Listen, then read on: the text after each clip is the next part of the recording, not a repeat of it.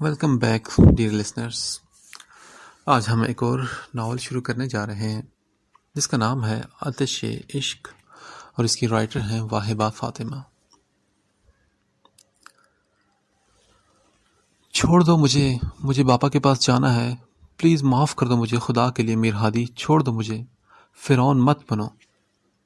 اس کی آہیں اور سسکیاں کئی گھنٹوں سے اس 3 منزلہ ویران عمارت کی تیسری منزل پر گونج رہی تھی، مگر یہاں اس کی پکار سننے والا کوئی نہیں تھا.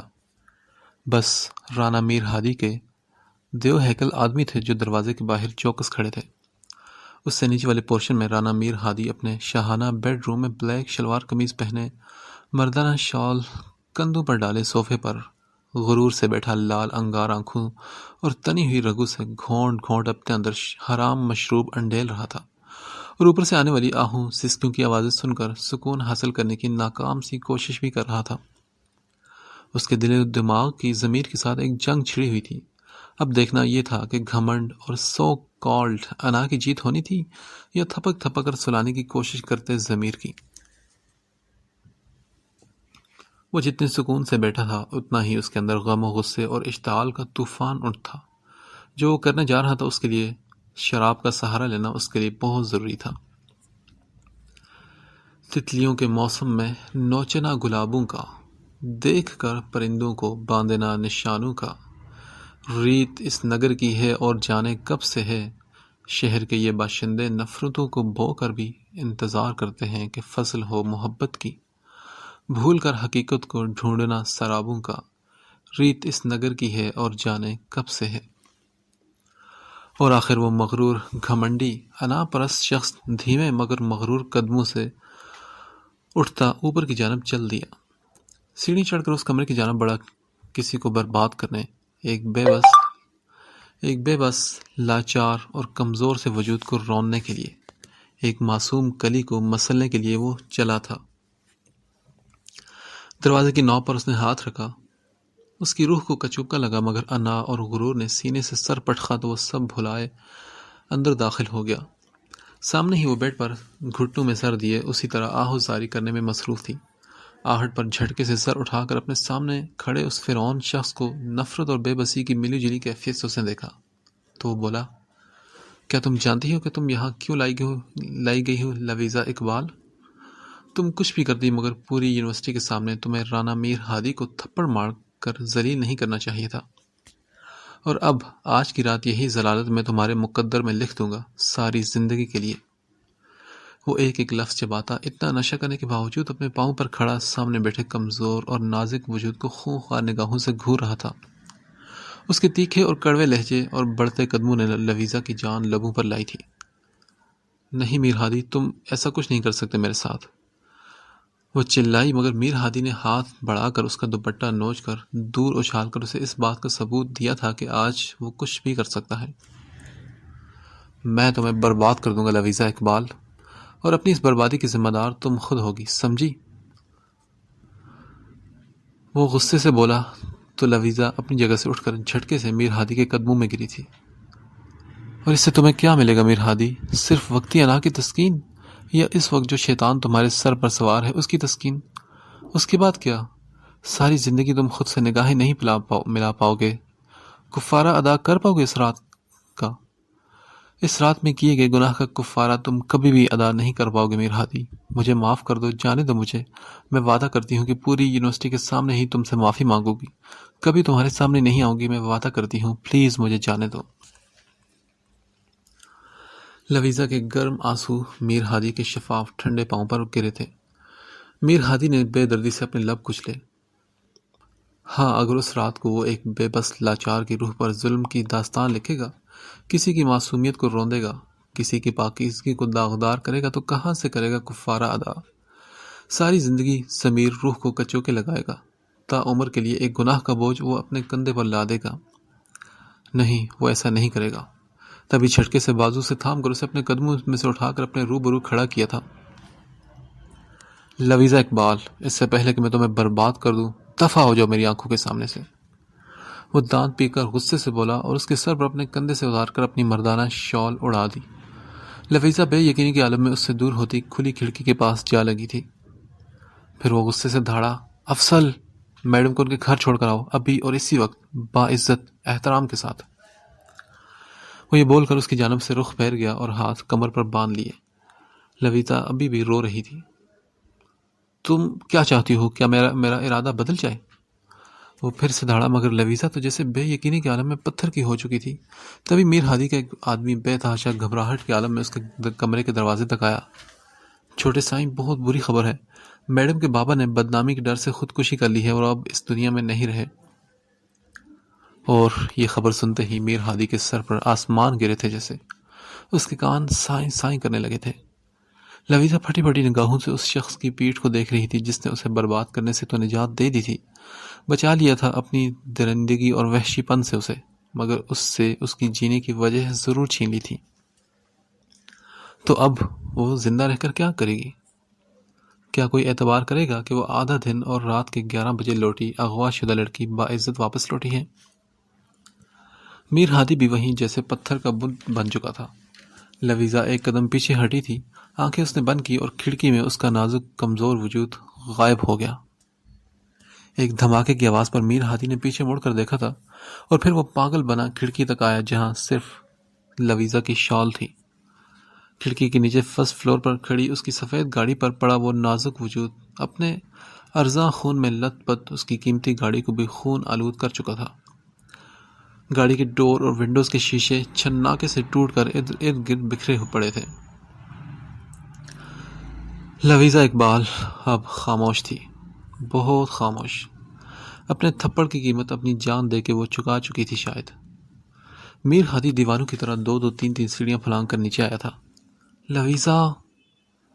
وہ دھاڑا اور دیوانہ وار خون میں لت پت لویزا کو نرمی سے گاڑی سے نیچے اتارا۔ پیچھے سے سر اس کا بالکل جیسے پچک گیا تھا۔ افضل، جلدی گاڑی نکالو! وہ حلق کے بل چلایا۔ چھوٹے سائیں، لگتا ہے کہ میڈم نہیں۔ Shut up you bastard! ایسا نہیں ہو سکتا، کبھی نہیں۔ میں ایسا ہونے نہیں دوں گا، میں ایسے کبھی نہیں جانے دوں گا۔ یہ مجھے قاتل بنا کر کہیں نہیں جا سکتی، سمجھے تم؟ گاڑی نکالو! وہ چیخ رہا تھا، چلا رہا تھا، وہ پاگل ہو رہا تھا۔ افضل نے فوراً گاڑی نکالی تو میر ہادی نے لویزا کو بازو میں بھر کر اپنی گاڑی میں لٹایا اور پھر گاڑی ہوا کی سی رفتار سے اس عمارت سے نکلی تھی۔ تو یہ داستان تھی رانا میر ہادی کے گھمنڈ اور انا کی ہار کی، عشق و محبت کی ایک لازوال داستان، لویزا اقبال کی نفرت کی داستان، ایک عشق کے ایسے سفر کی جس میں میر ہادی نے اپنی روح تک میں خار خار چبھتا محسوس کیا تھا۔ لویزا جیسی کمزور لڑکی کو چٹان کی طرح مضبوط بنایا تھا، اور شاید پتھر دل بھی۔ کچھ عرصہ پہلے کی بات ہے۔ صبح کی کرنیں کھڑکی سے اندر آتی موجود اس وجود کو صبح کا سلام پیش کرنے کی کوششیں کر رہی تھی۔ وہ بھی جھٹکے سے ایک جان لیوا انگڑائی لے کر اٹھ بیٹھی۔ اف، بابا نے تو آج پھوپھو کی طرف جانا تھا۔ وہ سر پر ہاتھ مارتی، دوپٹہ اپنے گرد لپیٹتی، پاؤں میں چپل ڈالتی اپنے کمرے سے بھاگتی ہوئی باہر آئی تھی۔ بابا جانی! اس نے آواز دی، مگر کچن سے آتی آواز پر وہ چونک اٹھی۔ کچن میں آئی تو ایک سرد سی سانس بھری تھی اس نے۔ بابا جانی، آج آپ پھر مسز اقبال بننے کی کوشش کر رہے ہیں نا؟ وہ منہ بنا کر بولی تو اقبال صاحب مسکراتے ہوئے پیچھے مڑے۔ ایپرن باندھے نفاست سے وہ چیز آملیٹ پلٹ رہے تھے۔ ارے اٹھ گئی میری پرنسس؟ ہاں نا، میں تو اٹھ گئی، مگر بریک فاسٹ آپ نے کیوں بنایا؟ ہاں، وہ لڑاکا انداز میں کمر پر ہاتھ رکھ کر بولی تو وہ کھل کر مسکرائے۔ اس لیے تاکہ بابا کے ہاتھ کا ناشتہ بنا کر میری پرنسس کا یونیورسٹی میں فرسٹ ڈے بہت اچھا گزرے۔ اچھا، اور آپ نے خود ابھی پھپھو کی طرف بھی جانا ہے نا، اور جاب پر بھی جانا ہے؟ ہاں تو کیا ہوا بیٹا، تو میں یونیورسٹی چھوڑ کر چلا جاؤں گا نا۔ انہوں نے سارے مسائل کا آسان حل نکالا۔ مگر بابا آپ ایسا کیوں کرتے ہیں؟ وہ جھنجھلائی تھی۔ ارے میری پرنسس بھی تو بابا کا اتنا خیال رکھتی ہے نا۔ بابا کا لہجہ شفقت میں ڈوبا فخریہ سا تھا۔ اچھا اب جلدی کرو، لیٹ ہو جاؤ گی، ہری آپ، انہوں نے کہا تو وہ مسکراتی ہوئی اپنے روم کی جانب چلی آئی۔ یہ تھی لویزا کی چھوٹی سی دنیا۔ وہ اور اس کے بابا۔ اس کی امی کی ڈیتھ تو اچانک ہوئی تھی، ہارٹ اٹیک سے، تب ہوئی تھی جب وہ 7th کلاس میں تھی۔ پھر اس کے بابا اپنی بہن کے پرزور مطالبے پر فیصل آباد سے لاہور شفٹ ہو گئے تھے، اور اب وہ BSc کے 3rd ایئر میں کالج سے یونیورسٹی شفٹ ہوئی تھی۔ اقبال ایک ملٹی نیشنل کمپنی میں جاب کرتے تھے، چھوٹا 2-3 کمروں کا گھر جس میں وہ رہتی تھی، اور یہی اس کی جنت تھی۔ ڈیرہ اسماعیل خان کے ایک گوٹھ میں بڑی حویلی کے مردان خانے میں پنچایت لگی ہوئی تھی، جس میں رانا میر ہادی غرور سے ٹانگ پر ٹانگ جمائے انتہائی غیر دلچسپی سے بیٹھا اپنے آئی فون میں فیس بک سکرولنگ کرنے میں مصروف تھا۔ رانا میر دراب اور رانا میر ہاشم وقتاً فوقتاً اس پر ایک نگاہ ڈال لیتے۔ آخر رانا میر ہاشم نے گلا کھنکار کر اس کو متوجہ کرنے کی کوشش کی، جس میں آخر وہ کامیاب ہو ہی گئے۔ میر ہادی نے ایک نگاہ اپنے دادا میر ہاشم اور بابا میر دراب پر ڈالی اور لوگوں کی جانب یوں متوجہ ہوا جیسے کہ ان پر عظیم احسان کیا ہو۔ بے شک رانا ہاشم پاکستان کے وزیر داخلہ تھے اور میر دراب وزیر پنجاب، مگر اپنے گاؤں کے فیصلے ابھی تک وہ پنچایت کے ذریعے خود ہی کیا کرتے تھے، اور اب بھی ایک حساس معاملہ زیر بحث تھا۔ دو خاندانوں میں زمین کی تنازع کی وجہ سے جھگڑا ہوا تھا، جس میں ایک خاندان کا جوان سالہ لڑکا قتل کر دیا گیا تھا، اور اب خون بہا کا معاملہ زیر بحث تھا۔ کیونکہ یہ تمام معاملات آگے جا کر رانا میر ہادی نے سنبھالنے ہیں اور یہ گاؤں اسی کی سرپرستی اور زیر نگرانی میں آنے والا ہے، تو آج اس معاملے کا فیصلہ رانا میر ہادی کرے گا۔ میر ہاشم کے لہجے میں غرور اور فخر تھا۔ سبھی نے سوالی نگاہوں سے میر ہادی کی جانب دیکھا۔ رانا میر ہادی نے گلا کھنکارا اور اپنی سن گلاسز اتار کر ٹانگ پر ٹانگ رکھی۔ میرا فیصلہ یہ ہے کہ سرداروں کی بیٹی کو خون بہا میں ملکوں کے بیٹے کے ساتھ ونی کر دیا جائے۔ رانا میر ہادی نے جلد یہاں سے اپنی جان چھڑانے کو بے حسی کا اعلیٰ ترین مظاہرہ کرتے ہوئے بغیر سوچے سمجھے اپنا لہجہ لاپرواہ سا کیا۔ اس کا فیصلہ سن کر سرداروں کے سر پر آسمان ٹوٹا تھا، کیونکہ ان کی بچی ابھی محض 14 سال کی تھی، جبکہ ملکوں کا سب سے چھوٹا بیٹا بھی 2 بچیوں کا باپ تھا۔ سردار اپنی جگہ سے ہل چکے تھے۔ ہمیں یہ رانا میر ہادی کا یہ بچگانہ فیصلہ ہرگز منظور نہیں، کیونکہ ہماری بچی ابھی محض 14 سال کی ہے اور ملکوں کا کوئی بیٹا کنوارا نہیں۔ سرداروں کی بات پر رانا میر ہاشم کا غیظ و غضب دیکھنے کے لائق تھا۔ تو پھر ٹھیک ہے سردار کمال، میر ہادی کا یہ فیصلہ منظور نہیں تو اپنے بیٹے کو پھانسی کے پھندے پر لٹکتا دیکھنے کو تیار ہو جاؤ۔ رانا میر ہاشم کی آواز میں جاہو جلال تھا، اور وہ پوتے کی بے عزتی پر غصے سے لال بھگو کا چہرہ لیے کھڑے ہوئے تو تمام پنچایت کو کھڑا ہونا پڑا، مگر ایک وہ بگڑا رئیس زیادہ تھا جس کے اطمینان میں رتی برابر بھی فرق نہیں پڑا تھا۔ سردار کمال ٹوٹے ہوئے لہجے میں بولا، معاف کیجیے رانا میر ہاشم صاحب، ہمیں یہ فیصلہ منظور ہے۔ سردار کی بات سن کر رانا میر ہادی نے استہزائیہ سی مسکراہٹ لیے وہاں سب پر ایک نگاہ ڈالی اور آنکھوں پر سن گلاسز لگاتے وہاں سے نکلتا چلا گیا۔ میر ہادی، یہ فیصلہ سناتے تمہارے دل میں ذرا سا بھی رحم نہ آیا کہ کل کو تمہاری بیٹی کے ساتھ کوئی ایسا کرے تو تم پر کیا گزرے گی؟ اماں سائیں کو جب سے اس پنچایت میں کیے گئے اپنے پوتے کے فیصلے کا پتہ چلا تھا، وہ انگاروں پر لوٹ رہی تھی، اور اب لاؤنج میں ٹانگ پر ٹانگ رکھے لاپرواہی سے موبائل میں مصروف میر ہادی سے باز پرس کرنے کی کوشش کر رہی تھی، جو کہ لا یعنی ہی لگ رہا تھا کہ اس بے حس انسان پر کسی چیز کا اثر ہو۔ ایسے مواقع حویلی والوں کو دیکھنے کو شاذ و نادر ہی ملے تھے۔ اماں سائیں، ایسی بیتوکی باتیں مت کیا کریں۔ دنیا میں ابھی ایسا کوئی پیدا نہیں ہوا جو رانا میر ہادی سے یا اس سے جڑے کسی فرد کو تکلیف پہنچا سکے۔ وہ لاپرواہی سے بولا، خدا سے ڈر میر ہادی، اس وقت سے ڈر جب کسی معصوم کی بد دعا تمہیں لگ جائے اور تیرا دل بھی کسی کی مٹھی میں آ جائے۔ اماں سائیں اکثر اس کی باتوں اس کی بے حسی پر دہل جایا کرتی تھی۔ اماں سائیں، وہ وقت کبھی نہیں آئے گا اور رانا میر ہادی اس دل کو سینے سے نکال کر باہر کرے گا جو کسی کی مٹھی میں آ گیا ہو۔ اچھا، میں شہر کے لیے لیٹ ہو رہا ہوں، یونیورسٹی بھی نہیں گیا اتنے دنوں سے۔ امی سائیں سے کہیں کہ میرا سامان پیک کروا دیں، میں زمینوں کا چکر لگاؤں۔ وہ یہ کہتا اماں سائیں کی باتوں سے بور ہو کر اٹھتا ہوا حویلی سے باہر نکلتا چلا گیا۔ ممتاز بیگم میر ہادی کو ڈھونڈتی ہوئی طویل و عریض لاؤنج میں داخل ہوئی اور بولی، کہاں گیا اماں سائیں یہ؟ اے ممتاز بیگم، کیا پتھر کھا کر پیدا کیا تھا اس بے حس انسان کو جو کسی چیز کا اثر نہیں ہوتا اس پر؟ اماں سائیں جل کر بولی تو ممتاز بیگم مسکرا دی۔ وہ تو اماں سائیں آپ بتائیں نا، کیونکہ یہ بالکل اپنے بابا پر گیا ہے۔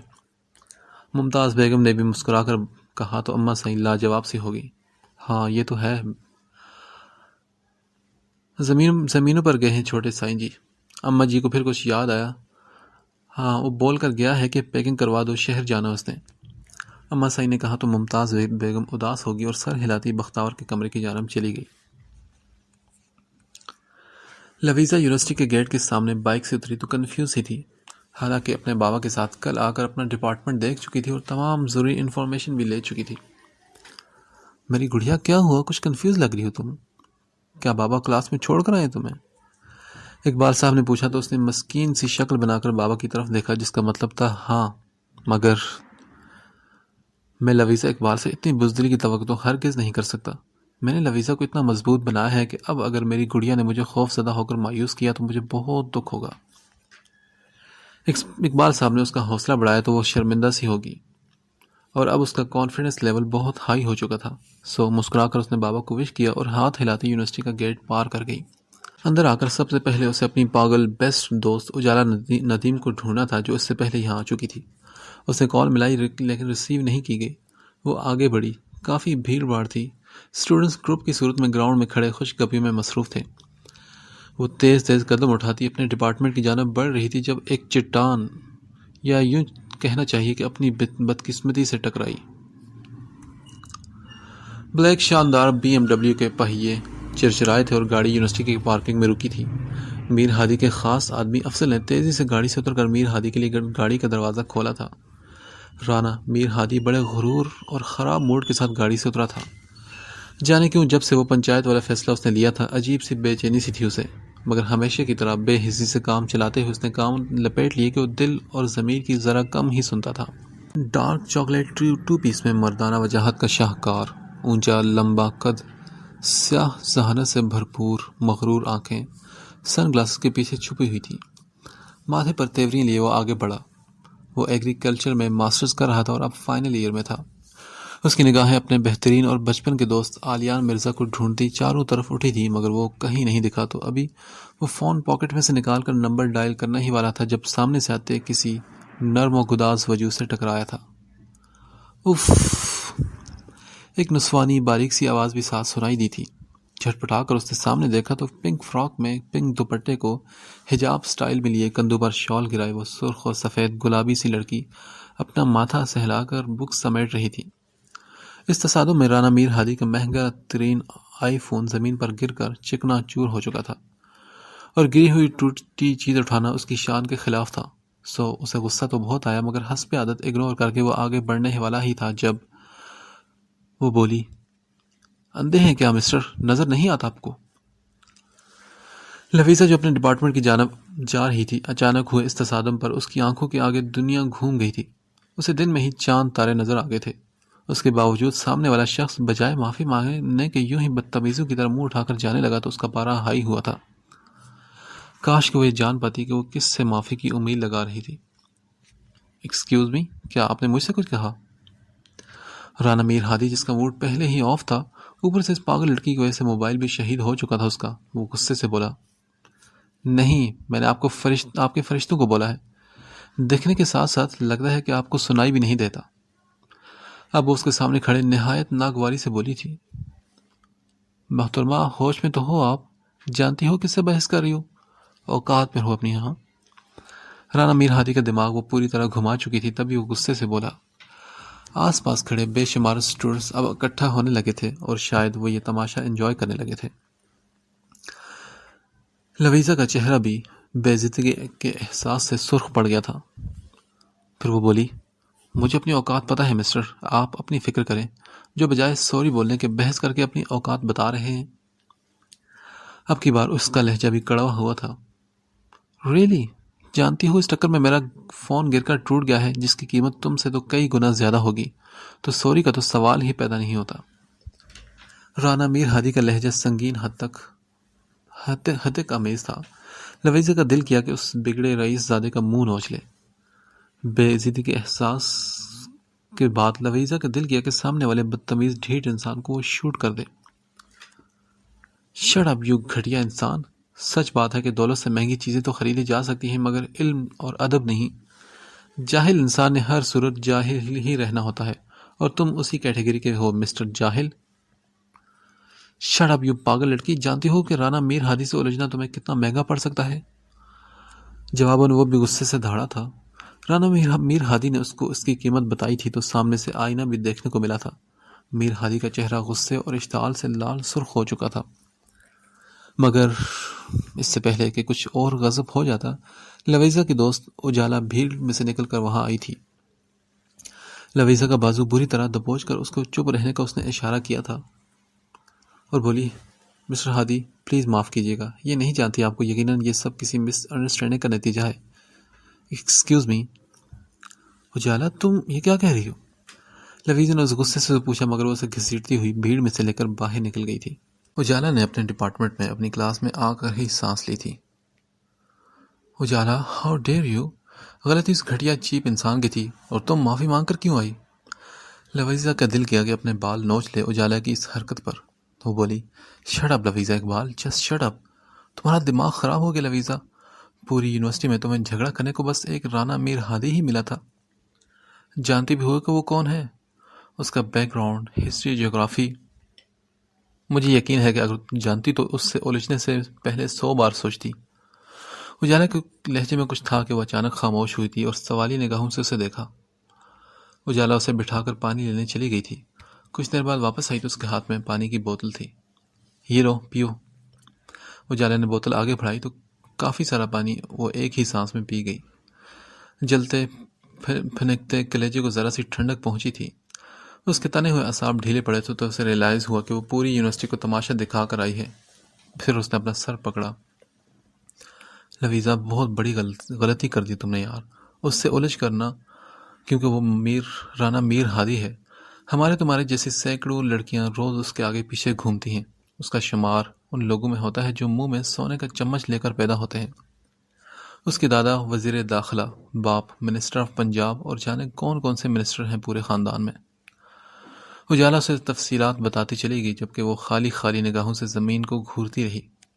کلاس روم میں اسٹوڈنٹس آنا شروع ہو چکے تھے، وہ بھی اپنی اپنی جگہوں پر بیٹھ گئی۔ تم ٹھیک تو ہو نا؟ اجالا نے اسے پوچھا تو لویزا نے آنکھوں میں آئی ہوئی نمی کو لمی گھنی پلکوں جھپکا کر پیچھے دھکیلا اور بولی، جانتی ہو اس گھٹیا انسان نے کیا بولا مجھے؟ کہ اس کے ایک فون کی قیمت مجھ سے زیادہ ہے۔ چیپ، ذلیل، بے غیرت انسان۔ لویزا نے غصے سے کہا تو وہ بولی، جانے دو نا آپ، ایک ڈراؤنا خواب سمجھ کر بھول جاؤ، اور اب اگر کہیں دکھے تو پلیز راستہ بدل لینا، مگر اس سے الجھنا مت، پلیز۔ اجالا نے اس کا ہاتھ دبا کر کہا تو اس نے ہاں میں سر ہلایا۔ اتنے میں پروفیسر کریم کلاس روم میں لیکچر کے لیے داخل ہوئے تو وہ دونوں ان کی طرف متوجہ ہو گئی۔ رانا میر ہادی کا دل کیا تھا کہ پوری یونیورسٹی کو آگ لگا دے۔ جب عالیہ نے اس کے کندھے پر ہاتھ رکھا اور پوچھا، کیا بات ہے بھائی، کوئی تماشا ہو رہا ہے یہاں؟ Get lost from here. وہ غصے سے بولا تو جو اسٹوڈنٹس وہاں جمع ہوئے تھے گڑبڑا کر وہاں سے نکلے۔ میر ہادی، کام ڈاؤن یار۔ نو عالی، میں اس لڑکی کو زندہ جلا دوں گا۔ ہاؤ ڈیئر شی۔ وہ غصے سے پنکھارا تھا۔ عالیہ نے اس کا بازو کھینچ کر واپس گاڑی کی جانب بڑھا تھا، کیونکہ وہ جانتا تھا کہ رانا میر ہادی کا غصہ اتنی جلدی شانت ہونے والا نہیں تھا۔ افضل، جلدی چلو یہاں سے، میر لاؤ چلو، عالیہ نے بول کر اسے گاڑی میں دھکیلا اور خود اس کے ساتھ بیٹھ گیا۔ وہ دونوں میل لاج داخل ہوئے تھے اور علی اسے تقریباً گھسیٹتے ہوئے اندر لا کر لاؤنج کے صوفے پر بٹھا چکا تھا۔ رانا میر ہادی کی آنکھوں میں خون اترا ہوا تھا جیسے۔ علیان کو دیکھ کر یہ خوف آیا تھا۔ افضل، بوتل اور گلاس دو مجھے۔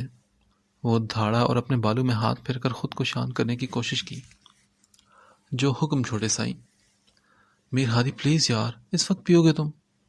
علیان نے اسے سمجھانے کی کوشش کی جو کہ بے سود تھی۔ تبھی افضل شراب کی بوتل اور گلاس لیے بوتل کے جن کی طرح حاضر ہوا تھا۔ میر ہادی نے افضل کو غصیلی نگاہوں سے گھورا تو اس نے فٹافٹ گلاس میں شراب ڈالی، جسے چھین کر میر ہادی ایک گھونٹ میں ہی اپنے اندر انڈھیل چکا تھا۔ علیان نے افسوس سے سر ہلایا۔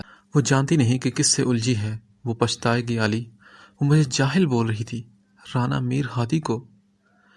پاگل لڑکی اپنے انجام سے ناواقف ہے۔ جانے کیوں شدید تیش اور غصے میں اسے چڑھتی بھی نہیں تھی۔ آدھی بوتل پینے کے باوجود وہ لال انگارہ آنکھیں لیے بیٹھا آگ اگل رہا تھا۔ افضل، مجھے اس لڑکی کی تمام ڈیٹیلز چاہیے، 1 گھنٹے کے اندر اندر۔ جو حکم چھوٹے سرکار۔ میر ہادی، کیا کام کرنے والے تم اب؟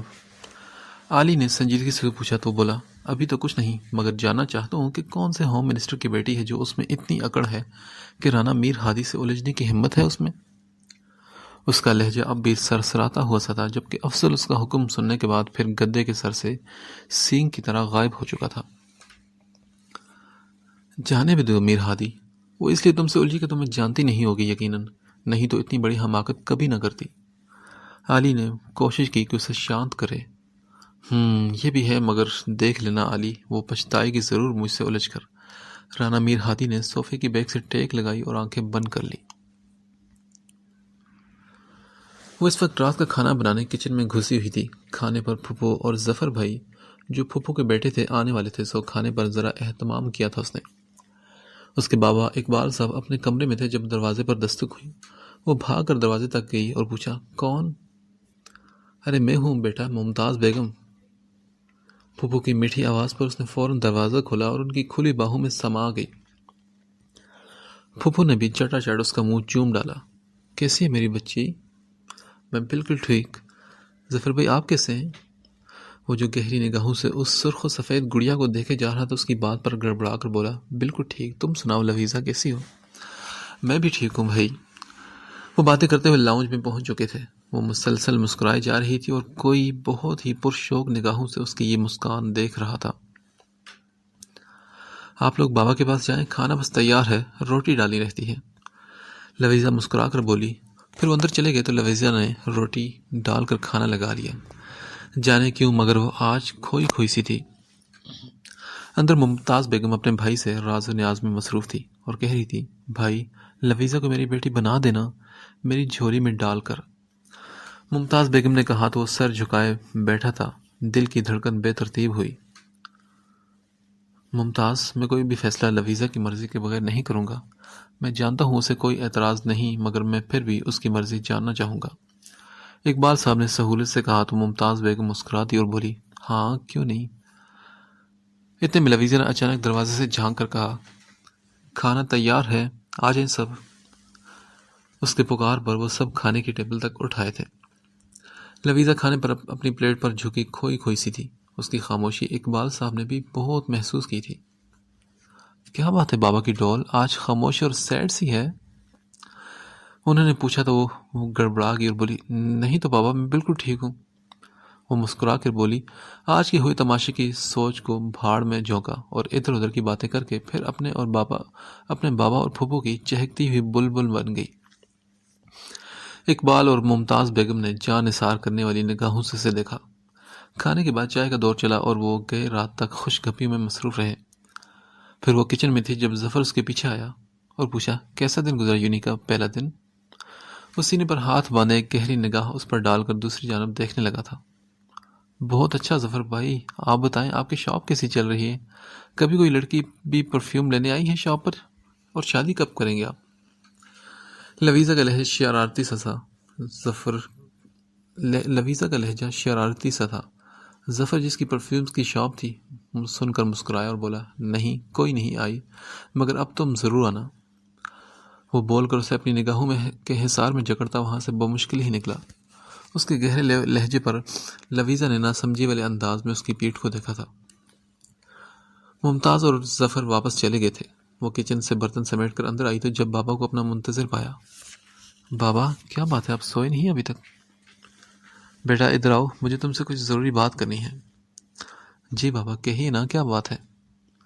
بیٹا تمہاری پھپھو تمہارا ہاتھ مانگ رہی ہے اپنے بیٹے کے لیے۔ انہوں نے ٹو دی پوائنٹ بات کی تو وہ گڑبڑا کر نگاہیں جھکا گئی۔ بیٹا میں تمہاری مرضی معلوم کرنا چاہتا ہوں، کیا تمہیں کوئی اعتراض ہے؟ بابا جو آپ کی مرضی، مجھ سے مت پوچھیے آپ۔ لویزا نے لاپرواہی سے زمین کی جانب دیکھتے ہوئے کہا تو اقبال صاحب نے مسکرا کر اپنی کانچ کی گڑیا کی جانب دیکھا، پھر اس کے سر پر نرمی سے ہاتھ رکھ کر اس کا ماتھا چوما تھا۔ جیتے رہو میری بچی، میں تمہیں ہمیشہ ہمیشہ خوش دیکھنا چاہتا ہوں، انہوں نے کہتے ہوئے طمانینت بھرے احساس سے اسے اپنے ساتھ لگا لیا تھا۔ چلو جاؤ آرام کرو، صبح جلدی اٹھنا ہے اور یونیورسٹی بھی جانا ہے، ہری اپ۔ وہ یہ کہہ کر اٹھے تو وہ بھی تھکن سے چور اپنے روم میں آ کر سو گئی۔ رات تک لویزا اقبال کی تمام ڈیٹیلز اس کی ٹیبل پر تھی۔ افضل نے فائل اس کے سامنے رکھی تو اس نے سنجیدہ نگاہ افسر پر ڈالی۔ کیا ہے یہ؟ رانا میر ہادی کی بات پر افضل نے الجھ کر اپنے سنگ کی مالک کو دیکھا جو اب بھی گھونٹ گھونٹ شراب پی رہا تھا۔ چھوٹے سائیں، آپ ہی نے ایک لڑکی کی ڈیٹیلز مانگی تھی نا، وہی ہے یہ۔ اس نے سر کو ہلکا سا خم دے کر کہا تو اس نے ہاتھ کے اشارے سے افضل کو جانے کو بولا۔ وہ ہاتھ باندھے کمرے سے نکلتا چلا گیا۔ پھر میر ہادی نے ایک خونخوار نگاہ فائل پر ڈالی، جسے فائل کو نہیں بلکہ اس نازک سی لڑکی کو گھور رہا ہو جو اسے ایک ہی ٹکراؤ میں زہر لگنے لگی تھی، اور جس سے وہ نہ جانے کتنی نفرت محسوس کر رہا تھا اس وقت۔ گلاس ٹیبل پر رکھ کر آخر اس نے فائل کھول کر دیکھی۔ لویزا اقبال، ایک معمولی سے بھی معمولی لڑکی، جس کا اس سے کوئی مقابلہ نہیں تھا، جو اس سے خواہ مخواہ الجھی تھی۔ ڈیٹیلز پڑھ کر اس نے بیزاری سے فائل آتش دان میں اچھال دی تھی، جو جل کر راکھ ہو گئی۔ رانا میر ہادی کی لینڈ کروزر یونیورسٹی کی پارکنگ میں رکی تھی۔ افضل نے بھال کر گاڑی کا دروازہ جلدی سے کھولا۔ آج وہ رائل بلو 2 پیس میں شاندار مردانہ وجاہت لیے حسب معمول ہزاروں دلوں کی دھڑکنیں دھڑکاتا آگے بڑھا تھا جب سیما اس کے سامنے آئی۔ بلینئر بزنس مین، باپ کی بگڑی اولاد، جو شروع دن سے میر ہادی میں دلچسپی رکھتی ہے، مگر میر ہادی یونیورسٹی کی سب لڑکیوں کے لیے چکنا گھڑا ہی ثابت ہوا تھا، جسے ان میں سے کسی سے بھی کوئی دلچسپی نہیں تھی۔ وہ یونیورسٹی کی حسین ترین لڑکیوں میں شمار، اورنج شارٹ ٹاپ اور بلیک جینز میں بغیر کسی سکارف کا تکلف کیے ہلکے میک اپ کے ساتھ اس کے سامنے تھی۔ ہائے میر، ہاؤ آر یو؟ اس نے فرینک ہونے کی کوشش کی تو وہ بولا، آئی ایم فائن، تم سناؤ؟ I am fine too, can we go for dinner two night?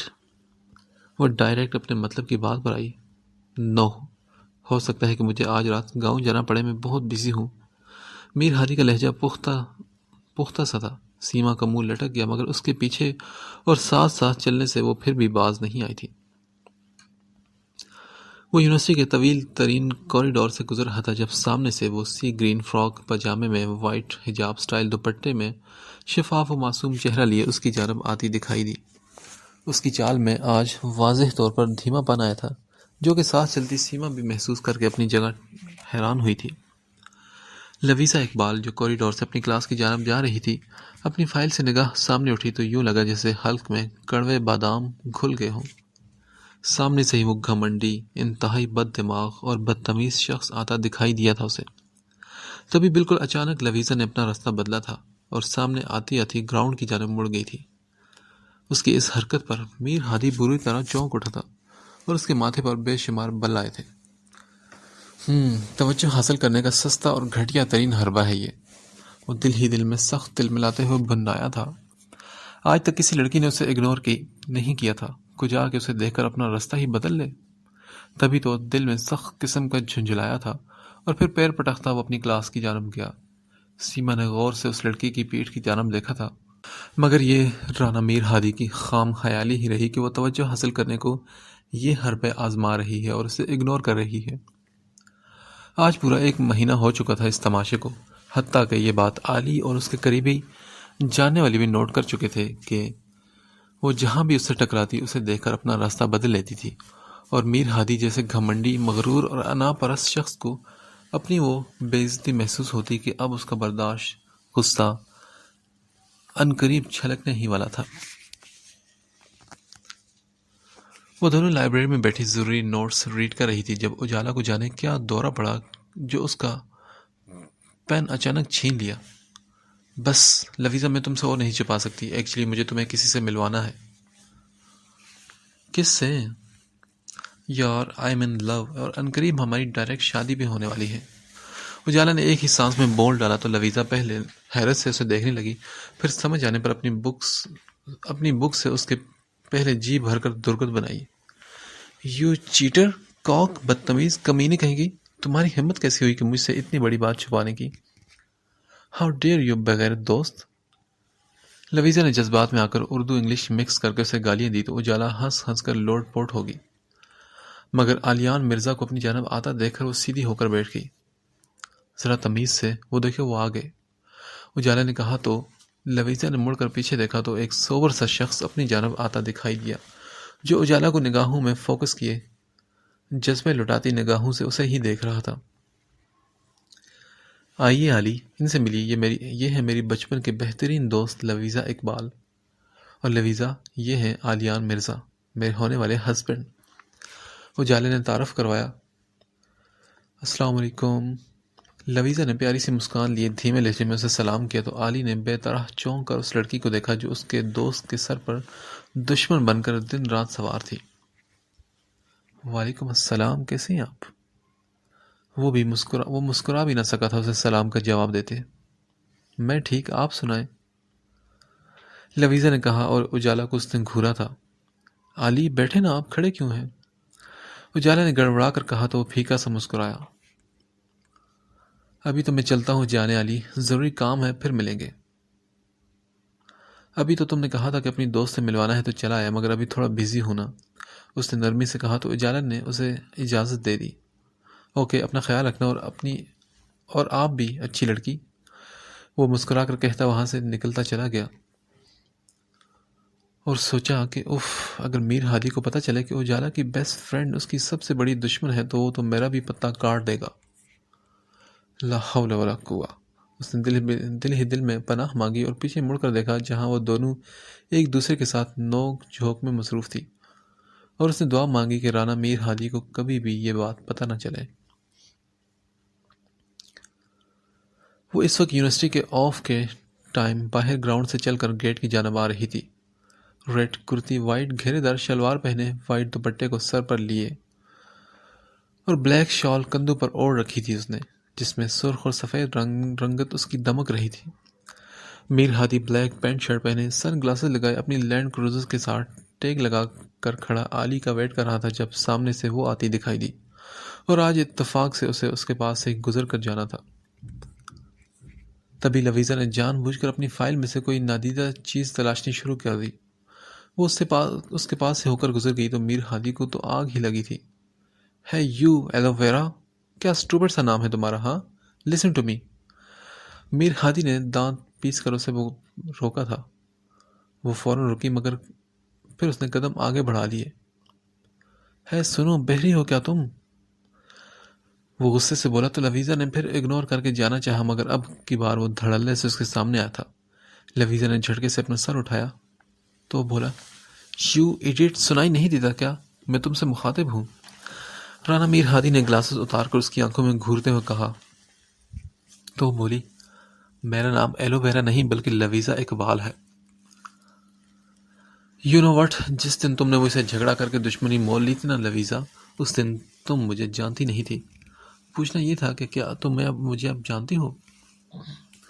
Rana میر ہادی نے خطرناک حد تک سنجیدگی سے کہا تو لویزا نے نہ سمجھی والے انداز میں اسے دیکھا، پھر بولی، ہاں، اب میں آپ کو جانتی ہوں۔ واو، دیٹس گڈ، تو تمہیں اپنی بدتمیزی پر مجھ سے سوری بولنا چاہیے، تو میں وہ دشمنی بھول جاؤں گا۔ رانا میر ہادی نے اطمینان سے کہا تو لویزا نے اپنے سامنے تن کر کھڑے اس گھمنڈی اور بد دماغ شخص کو افسوس اور نفرت سے ملی جلی کیفیت کے ساتھ دیکھا۔ شاید آپ بھول رہے ہیں مسٹر کہ بدتمیزی آپ نے شروع کی تھی، تو مجھ سے معافی کی کیوں امید لگا رہے ہیں آپ؟ ہاں، لویزا نے فائل کے گرد ہاتھ باندھ کر اطمینان سے کہا۔ اس کا مطلب تم سوری نہیں بولو گے؟ ہاں، بالکل نہیں۔ کیا تم انجام جانتی ہو اپنی عزت کا؟ مسئلہ کیا ہے مسٹر جاہل آپ کے ساتھ؟ جب نہیں بات کرنا چاہتی آپ سے تو کیوں گلے پڑ رہے ہیں؟ اور جب میرا کوئی تعلق اور کوئی لینا دینا نہیں آپ سے تو میرے راستے میں آنے کا مقصد کیا ہے؟ اب کی بار اس کی بھی برداشت نے جواب دیا تو وہ بھی غصے سے بولی تھی۔ آس پاس کے گزرتے اسٹوڈنٹس پھر متوجہ ہوئے اور اب کی بار تو ان میں سیما بھی تھی جو لویزا کے منہ سے نکلنے والی پھول جڑیاں اچھی طرح سن چکی تھی اور پھر وہ پلٹ کر جا چکی تھی۔ رانا میر ہادی کا چہرہ ذلت کے احساس سے سرخ ہوا تھا اور اس کی آنکھوں میں خون اتر آیا تھا اور اس کے جبڑے بنچ گئے تھے۔ سیما فوراً بھاگ کر اس کے پاس آئی اور بولی، کیا ہوا میر؟ یہ مڈل کلاس سو کالڈ بہن جی ٹائپ لڑکیاں آئے روز توجہ حاصل کرنے کے لیے نت نئے ڈرامے کرتی رہتی ہیں، تم کیوں منہ لگ رہے اس کے؟ چلو میرے ساتھ۔ سیما نے اس کا ہاتھ تھامنا چاہا جس سے وہ بری طرح جھٹک کر گاڑی میں جا بیٹھا اور دھاڑ سے دروازہ یوں بند کیا کہ ایک مرتبہ تو سیما بھی اپنی جگہ پر ڈر سے اچھل پڑی تھی۔ پھر میر ہادی نے جہاز کسی رفتار سے وہاں سے گاڑی نکال لی تھی۔